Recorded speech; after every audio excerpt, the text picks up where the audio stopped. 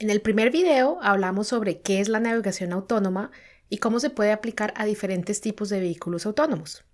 En este video veremos una parte del problema de navegación autónoma y mostraremos cómo puedes estimar la posición y orientación de un robot móvil usando un filtro de partículas.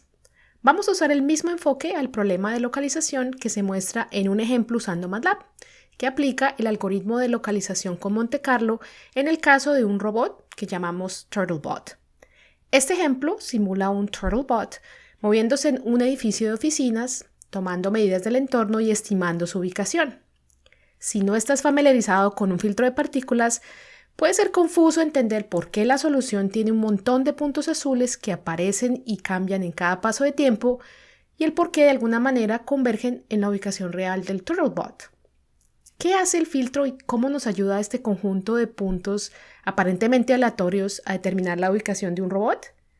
Eso es lo que vamos a cubrir, así que espero que te quedes. Mi nombre es Marilena Gavilán, soy ingeniera de MathWorks y hoy voy a presentar la traducción al español del contenido de charlas técnicas de Brian Douglas. Planteemos el problema de localización. Tenemos un robot, el TurtleBot, que deambula por el interior de un edificio de oficinas.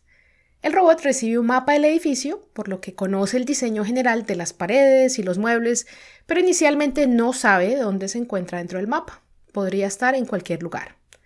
Por lo tanto, el problema es que el robot necesita usar sus sensores y modelos de movimiento para estimar su pose, es decir, determinar su posición y orientación dentro del edificio. Este robot tiene un sensor LiDAR, que retorna la distancia a los objetos dentro del campo de visión. Entonces, si el sensor está mirando una esquina y dos puertas, podría devolver una nube de puntos que se ve como esto. Pero las mediciones son ruidosas, por lo que en realidad podría verse así. Ahora podemos hacer coincidir este patrón con el mapa del entorno y determinar dónde está el robot. Ahora, además de una medición ruidosa, el robot también tiene una forma de calcular su posición usando datos de odometría. Navegación por estima o dead reckoning en inglés es cuando una posición futura se calcula utilizando una posición pasada y medidas relativas como la velocidad lineal y la velocidad angular. Entonces, si sabes que el robot está mirando hacia el norte y se mueve a 1 metro por segundo, después de 3 segundos puedes estimar que la posición está a 3 metros al norte de donde solía estar y puedes estar seguro de que es así sin tener que verificar el ambiente de nuevo. La navegación por estima se puede usar en marcos de tiempo más cortos con mucho éxito, pero debido al ruido en las mediciones relativas, con el tiempo el error crece y debe corregirse midiendo dónde está en relación con el entorno. Para una comprensión más profunda de la navegación a estima, puedes consultar el video de seguimiento y fusión de sensores número 3, vinculado a continuación, donde combinamos la medición absoluta de un GPS con la medición relativa de una IMU, o la unidad de medición de inercia. Así que tenemos dos formas posibles de determinar la ubicación. Tenemos un sensor LiDAR ruidoso que detecta características que podemos comparar con un mapa del entorno, y tenemos datos de odometría ruidosos que estiman cómo se mueve el robot. Ahora, si estás familiarizado con el filtro de Kalman, es posible que reconozcas que combinar una medición ruidosa con un modelo de proceso ruidoso es exactamente para lo que se usa. Y si no estás familiarizado con los filtros de Kalman, puedes chequear las correspondientes charlas técnicas y el link estará en la descripción. Pero no te preocupes, no necesitas demasiada experiencia con ellos para entender el resto de este video. Un inconveniente de un filtro de Kalman, que será importante para nosotros, es que espera que las distribuciones de probabilidad sean gaussianas. Entonces, para nuestro problema, el ruido aleatorio de navegación a estima debe ser gaussiano y el ruido de medición LiDAR debe ser gaussiano. Que ambos podrían ser gaussianos o al menos lo suficientemente cerca como para usar un filtro de Kalman. Pero lo que es más importante, la distribución de probabilidad del estado estimado del robot también debe ser gaussiana, y definitivamente no es el caso de nuestro ejemplo de localización. Por lo tanto, necesitamos un filtro de estimación que pueda manejar distribuciones de probabilidad no gaussianas, y ahí es donde entra en juego el filtro de partículas. Para entender cómo el filtro de partículas va a resolver nuestro problema de localización, debemos intentar imaginar que somos el robot y descubrir cómo usaríamos LiDAR para determinar dónde estamos en un mapa muy simple. Al principio no tenemos idea de dónde estamos en la habitación. Podríamos decir que es igualmente probable que estemos en cualquier parte del mapa y mirando hacia cualquier dirección. Ahora, medimos la escena con el sensor LiDAR y recibimos el resultado. Parece que estamos mirando una pared, ya que todas las medidas están básicamente en una línea y a partir de la medida podemos saber qué tan lejos estamos de la pared. Solo con esto no podemos decir nuestra ubicación exacta porque hay muchas paredes en esta habitación y podríamos estar frente a cualquiera de ellas o en cualquier lugar a lo largo de cada una de las paredes. Pero podemos decir que probablemente no estemos mirando una esquina o la puerta y probablemente no estemos en el medio de la habitación ya que la pared está muy cerca. Entonces, esta primera medida nos restringe a quizás una de estas posiciones y orientaciones. Sin embargo, dado que el sensor tiene algo de ruido y error, podemos afirmar que podríamos estar un poco más cerca o más lejos de los estados de medición. Por lo tanto, podemos ampliar las ubicaciones posibles y decir que tenemos la mayor confianza de que estamos en una de estas ubicaciones. Ahora, no podemos decir con certeza que no estamos en el medio de la habitación, ya que es posible que estemos viendo un obstáculo plano temporal que no estaba en el mapa. Por lo tanto, después de esta primera medición, podemos decir que la distribución de probabilidad de dónde estamos se parece a esto. Las ubicaciones amarillas más brillantes significan una probabilidad más alta y las ubicaciones más oscuras tienen una probabilidad más baja. Claramente esta es una distribución no gaussiana, por lo que se puede ver con qué facilidad podemos entrar en una situación no gaussiana cuando tratamos con una localización como esta.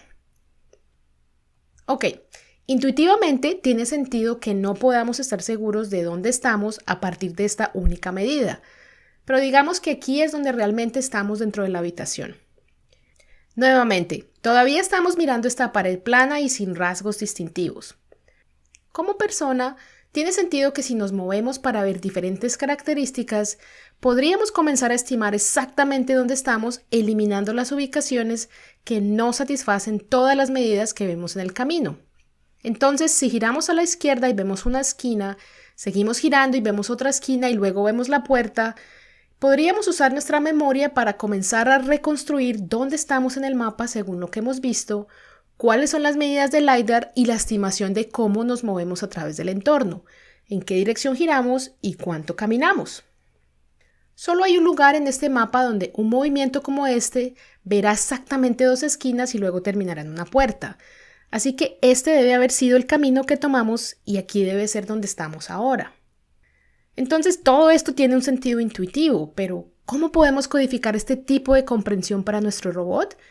¿Y cómo puede recordar múltiples mediciones sucesivas de una manera que le permita concentrarse en su ubicación exacta a lo largo del tiempo? Bueno, como probablemente esperas y como ya te lo comentaba, una forma popular es con un filtro de partículas. Vamos a ver una explicación básica de cómo funcionan los filtros de partículas. El objetivo de esta sección es brindarte cierta intuición sobre el filtro y no profundizar demasiado en las matemáticas. Si deseas más detalles sobre el filtro, dejaré algunos recursos excelentes en la descripción del video. Bueno, con esto dicho, comencemos. Recuerda, al principio el robot tiene un mapa de la habitación, pero nada más. Por lo que existe la misma probabilidad de que el robot esté en cualquier parte del mapa y mirando en cualquier dirección.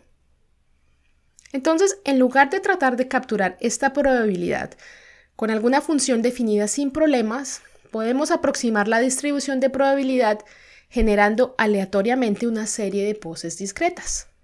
Aquí estoy generando aleatoriamente la ubicación XY y la orientación usando 50 poses diferentes. Esto captura la distribución de probabilidad uniforme en todo el mapa. Cada una de estas poses o partículas se guarda en el filtro como una posible estimación del estado. Cuantas más partículas, más cerca representan la verdadera distribución de probabilidad, pero más tiempo lleva a hacer todos los cálculos. Entonces hay un compromiso entre precisión y velocidad. Para este ejercicio mental, 50 partículas serán suficientes, pero es posible que necesites cientos o miles según el tamaño del mapa y la forma de la distribución de probabilidad que estás tratando de representar. Ahora, un montón de suposiciones aleatorias del estado del sistema no parece ayudarnos mucho, ya que muchas de ellas claramente tienen que estar equivocadas. Pero podemos comenzar a eliminar algunas de las suposiciones incorrectas porque en este punto obtenemos una medición LiDAR y regresa, digamos, un patrón que parece una pared. Ahora, el filtro se puede aplicar a cada una de nuestras partículas una por una y determinar usando el mapa qué habría devuelto el sensor LiDAR si esa pose fuera la real. Luego, puede comparar las dos escenas y determinar qué tan probable es que esa partícula sea el estado real del sistema. Cuanto más coincidan las escenas, mayor será la probabilidad. Por ejemplo, esta partícula devolvería una escena mucho más cercana a lo que vimos que esta otra partícula haría. Ampliaré las partículas que tienen una mayor probabilidad de ser correctas para que podamos verlas mejor y reduciré las partículas que tienen una menor probabilidad. Entonces, como vimos antes, después de una sola medición, nuestra distribución de probabilidad ya no es uniforme, sino que está sesgada hacia estas poses más probables. Ahora, no queremos mantener todas las partículas de baja probabilidad en el filtro, ya que eso consumiría recursos computacionales en poses improbables y también podríamos llegar a una situación que haga que el filtro nunca converge. Por lo tanto, volveremos a muestrar las partículas de acuerdo con la nueva distribución de probabilidad. Esto colocará más partículas en las poses que son más probables y menos partículas en el resto. Este remuestreo discreto aleatorio de la distribución de probabilidad es la razón por la cual este tipo de localización también se conoce como localización de Monte Carlo.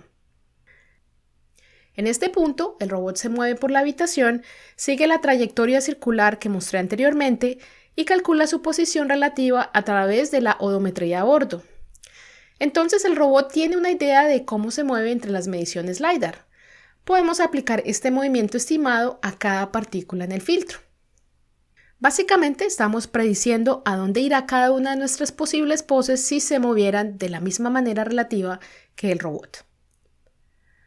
Por supuesto, mencioné que la navegación a estima es un proceso ruidoso, por lo que tenemos cierto nivel de incertidumbre en el movimiento estimado del robot. Por lo tanto, no propagamos cada partícula exactamente con el movimiento estimado, sino que agregamos movimiento aleatorio adicional de acuerdo con el ruido del proceso. Algunas partículas pueden moverse un poco más rápido, otras un poco más lento, algunas giran más y otras menos. Entonces aquí nuevamente, si el ruido del proceso no es gaussiano, el filtro de partículas puede manejarlo, al menos siempre que haya suficientes partículas para representar con precisión la distribución. Ahora podemos hacer el mismo paso que antes. Medimos la escena con el sensor LiDAR y averiguamos cuál de estas nuevas partículas es más probable que genere una medición similar. El robot está mirando una esquina ahora, lo cual es bueno porque es una característica relativamente única en este mapa. Pero no lo reduce por completo. Puedes ver que esta partícula está mirando una esquina y esta partícula está mirando una esquina diferente. Por lo tanto, todavía no podemos decir cuál es la esquina real observada. Una vez más, agrandaré las partículas más probables y reduciré las partículas menos probables. Y podemos tener una idea de cómo ha cambiado la distribución de probabilidad. Ahora es bimodal. Hay dos ubicaciones posibles principales donde podría ser el robot y en cualquier otro lugar hay una probabilidad mucho menor. Una vez más podemos pasar a la próxima generación de partículas generando un nuevo lote de poses de acuerdo con esta distribución de probabilidad. Pero podemos empezar a ser un poco más inteligentes al respecto. Durante las dos primeras generaciones usé 50 partículas para poder representar con precisión las distribuciones grandes y complejas. Sin embargo, ahora que nos estamos concentrando en la ubicación real del robot y las distribuciones se están volviendo más estrechas, no se necesitan tantas partículas para representarlas por completo. Todavía podríamos usar 50, pero eso solo haría más lento el filtro, posiblemente sin agregar demasiado valor. Por lo tanto, existe esta idea de localización adaptativa de Monte Carlo, o AMCL por sus siglas en inglés, que vuelve a calcular la cantidad de partículas después de cada generación para que no desperdicies recursos computacionales. Debes tener cuidado de no reducir demasiado la cantidad de partículas porque el filtro puede confiar demasiado en su solución y tergiversar la verdadera distribución de probabilidad, lo que hace que converja en la posición incorrecta. Entonces, nuevamente, hay una compensación aquí.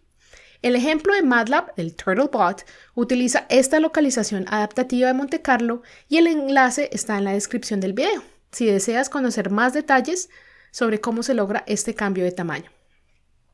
Bien, ahora cada generación es exactamente igual que antes. Modelamos el movimiento del robot usando odometría, lo aplicamos a las partículas, tomamos otra medición LiDAR y determinamos qué partículas son las más probables. Luego volvemos a muestrear basándonos en esta nueva distribución de probabilidad y empezamos de nuevo. Y este proceso iterativo es cómo podemos usar partículas para converger con el tiempo a la pose real del robot, incluso en una habitación tan monótona como este rectángulo. Entonces, si volvemos a ver el ejemplo de MATLAB desde el comienzo de este video, debería tener mucho más sentido porque estos puntos azules están aquí. Estas son las partículas y por qué se mueven alrededor de cada iteración y por qué el número de partículas se hace más pequeño a medida que converge con el tiempo. Este es el filtro de partículas en funcionamiento en el enfoque adaptativo de localización de Monte Carlo. Ahora, creo que una buena manera de tener una mejor idea de cómo funciona todo esto y cómo puedes implementarlo en MATLAB es simplemente jugar con este ejemplo. Puedes cambiar algunos de los parámetros del filtro y ver cómo afecta la solución y puedes consultar las diferentes funciones que implementan cada una de las ideas de las que acabamos de hablar. Luego, cuando vayas a aprender las matemáticas involucradas, ya tendrás esta intuición de cómo funciona el filtro y con suerte las matemáticas se vuelven más fáciles. Muy bien, en este video solo observamos la localización asumiendo que ya teníamos un mapa en el que podíamos confiar. Pero ¿qué tal si ese no es el caso? ¿Qué pasa si no tenemos un mapa o si el entorno cambia constantemente? Bueno, en el próximo video vamos a ver el problema de mapeo y localización simultánea o SLAM por sus siglas en inglés. Así que si no quieres perderte futuros videos de las charlas técnicas, no olvides suscribirte a nuestro canal de MATLAB en español. Gracias por ver este video y hasta la próxima.